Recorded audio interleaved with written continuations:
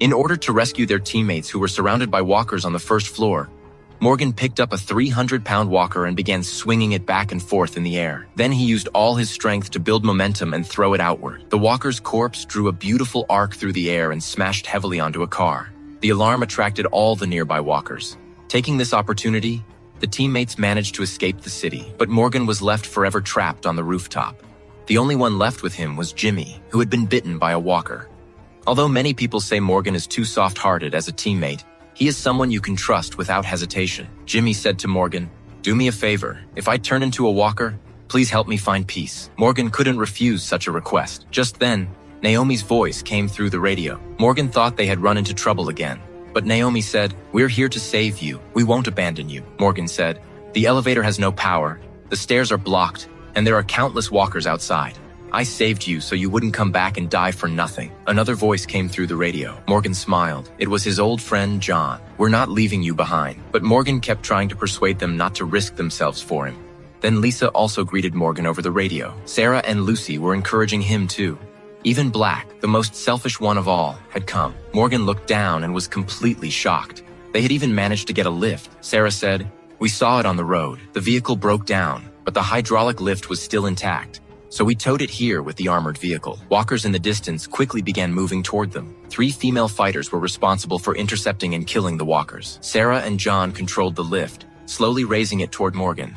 But unfortunately, the lift was still 2 floors below Morgan's height. John said there was no other way. He asked if Morgan could somehow get down to a lower floor. Morgan carefully measured the distance. Jumping down would mean certain death. Luckily, there was a fixed safety rope on the rooftop. Morgan secured it to a pipe and told Jimmy to go first. Even though being bitten meant certain death, basic humanity made Morgan unwilling to abandon him. Jimmy knew his fate very well and had no intention of leaving. Morgan didn't hesitate.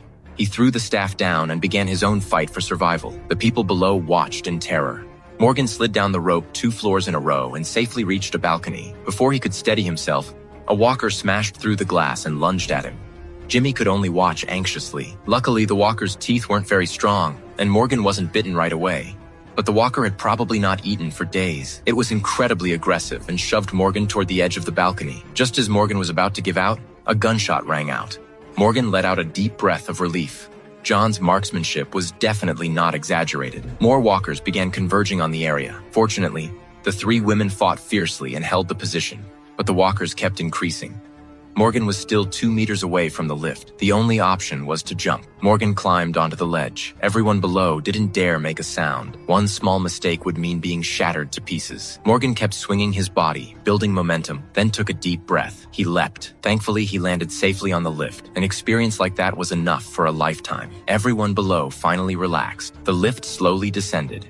Lisa and the others also received the signal to retreat, but the walkers quickly surrounded the area. With no other choice, they climbed onto the lift to take temporary shelter. In this situation, there was no way to reach the armored vehicle. Fortunately, the vehicle was tall enough, and the fat man and Charlie inside were safe for the moment. Morgan said, "Now we can only clear a path to make sure everyone gets to the armored vehicle." Then Morgan picked up the radio and said to the fat man inside the vehicle, "I'll jump down to draw the walkers away. The others will carry you to the armored vehicle." At critical moments, you can always trust Morgan. At that moment, Jimmy's voice came through the radio. He decided that before turning into a walker, he wanted to do something meaningful. Then he started telling Sarah his secret beer recipe. It was his pride and joy. Sarah picked up paper and pen and began writing it down. Since it was Jimmy's exclusive recipe, the details won't be shared here. After finishing, Jimmy took a deep breath and jumped. 5 seconds later, everyone heard a heavy impact. Then came a rapid car alarm. The walkers once again moved toward the sound.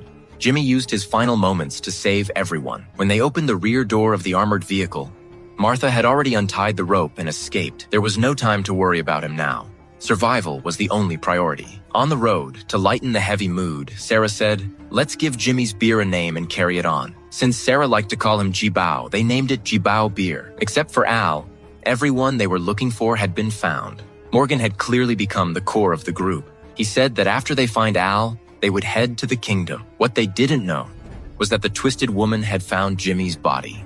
She wrote that sentence on his face again and waited beside him for Jimmy to turn into a walker. Even I, a psycho, think that's messed up.